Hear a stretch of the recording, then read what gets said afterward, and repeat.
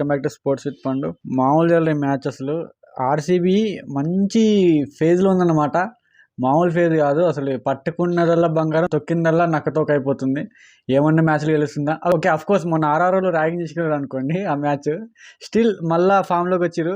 ముంబైని ఓడించడం ఏంది, ఎస్ఆర్ఎస్ని ఓడించడం ఏంది, సిఎస్కేని ఓడించడం ఏంటి.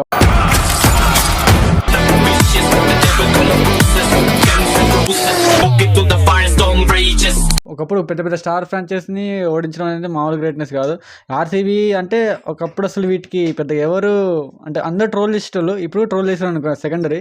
కానీ మామూలుగా మ్యాచ్ మాత్రం విక్టరీ అయితే వేరే లెవెల్లో గెలిచింది. 18 runs ఓడిపోవడం ముంబై అనేది కొంచెం కష్టపడితే అయిపోయేది. మా హార్దిక్ పాండ్యా ఉన్న అయిపోయేది, కానీ తొందరగా అవుట్ అయిపోయారు. ఇంకా మాట్లాడదాం మ్యాచ్ గురించి, బాగా మాట్లాడదాం మనం. ఫస్ట్ అయితే ఆర్సీబీ బ్యాటింగ్ తీసుకొని పిచ్చ కొట్టింది.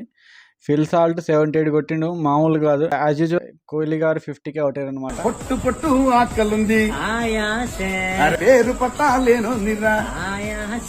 పార్ట్నర్షిప్ మామూలుగా అప్పటికి ఒక వికెట్ పడలే. పవర్ ప్లే మొత్తం ఆర్సీబీ చేతిలో ఉంది. అండ్ నెక్స్ట్ పడిదార్ అయితే 53 కొట్టిండు. ఇక అసలు ఆర్సీబీలో ఏమన్నా ఉన్నాయి అసలు చెప్పుకోనికి? లోపాలు ఏం లేవు, మొత్తం స్ట్రాంగ్ టీం ఇది. నాకు తెలిసి ఐపీఎల్లో ఆర్సీబీ, ఆర్ఆర్, పంజాబే ఘోరంగా ఉన్న స్ట్రాంగ్గా. లోపాలైతే ఏం లేవు. ఇంకా వీళ్ళకి హజార్వుడ్ లేకపోతే main star player, star bowler ఆర్సీబీకి ఫేస్ అన్నమాట. ఆయన లేకపోతేనే ఇంత స్ట్రాంగ్ ఉంది. ఇక ఆయన వస్తే ఆర్సీబీని ఎవరు ఆపలేరు. వాళ్ళ ఫ్యాన్స్ అయితే అసలే ఆపలేరు అన్నమాట. సూపర్ ఆడిరు మ్యాచ్ అయితే.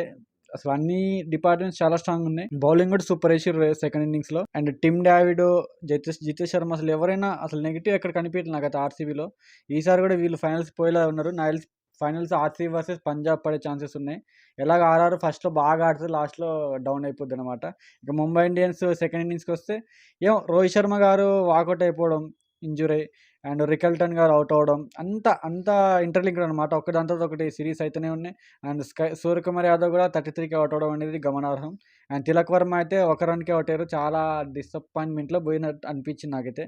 ఇక హార్దిక్ పాండ్యా మా హీరో, ఈయన కూడా చాలాసేపు కష్టపడ్డాడు, కానీ ఎక్కడ కుదరలేదు. అప్పటికి చాలా కష్టపడి 180 స్ట్రైక్ రేట్ గట్టిగానే తీసుకొచ్చారు. ఇక రుదర్ఫర్డ్ అయితే కావాలని 2 సార్లు అవుట్ ఇచ్చినా కానీ వాళ్ళు పట్టలేదు, అది వేరే విషయం అనుకోండి. రుదర్ఫర్డ్ మాత్రం 31 balls 71 కొట్టి ఈయనను కొంచెం ప్రమోట్ చేసి మన ఎంఐ టీంకి నెక్స్ట్ పొలార్డ్ చేస్తారని చెప్పేసి ఆశిస్తున్నా.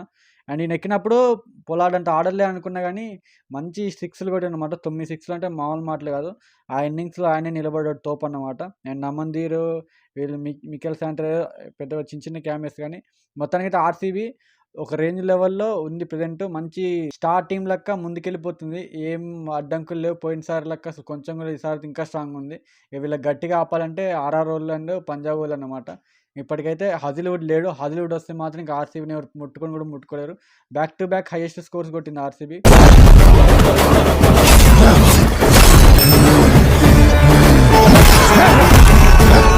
240, అంతకుముందు 230, 240 కొట్టింది సేమ్. మామూలు కొట్టలే. ఇంకా మధ్యలో ఆర్ఆర్లతో కొట్టించుకున్నారు అనుకోండి, అది వేరే విషయం. అది మళ్ళీ నన్ను అడగండి.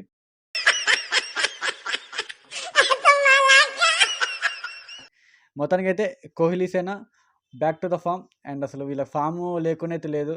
లాస్ట్ ఇయర్ నుంచి మంచి గ్రోత్, మంచి గుడ్ ఫేజ్ చూస్తారు. And congrats to RCB fans. ఈసారి కూడా కప్పు నమ్దు అని అనుకోండి, చూద్దాం. మేము ఎస్ఆర్హెచ్ వాళ్ళం కూడా వస్తాం. ఓకే, అప్పటిదాకైతే రేపు ఎస్ఆర్హెచ్కి మ్యాచ్ ఉంది ఆర్ఆర్తో. ఇది బాగా అవైటెడ్ వీడియో అనమాట. రేపు కూడా ఆర్ఆర్తో ఓడిపోయింది అనుకోండి, మా కాటరమ్మ కొడుకులకి నేను ఏదో ఒక మత్తు మంది పెట్టి, లేకపోతే ఏదో ఒకటి తాయెత్తి కట్టి మౌలని మళ్ళీ ఫామ్లో తీసుకొస్తా. అండ్ అప్పటిదాకా చూస్తూ ఉండండి. Love you all. Signing off. Sports with పండు. మీకేమైనా వచ్చింది కింద కామెంట్ చేయండి. Good night.